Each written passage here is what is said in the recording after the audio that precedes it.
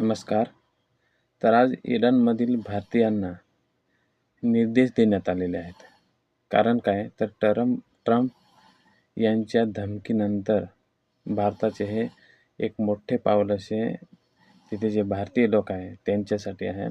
तर सध्याच्या परिस्थितीत भारतीयांनी कोणतीही अनावश्यक हालचाल टाळावी, संभाव्य धोका लक्षात घेता सुरक्षिततेला प्राधान्य द्यावे असे आवाहन भारतीय दूतावासाने केलेले आहे. कारण डोनाल्ड ट्रम्प यांनी इराणला दिलेल्या धमकीनंतर पश्चिम आशियातील तणाव शिगेला पोहोचलेला आहे.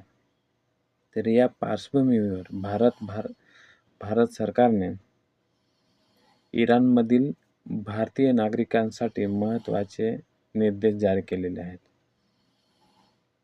तर पुढील जे 48 तास आहेत तिथे आहेत तर ते सुरक्षित राहा असे निर्देश भारत सरकारने इराणमधील भारतीयांना दिलेले आहेत.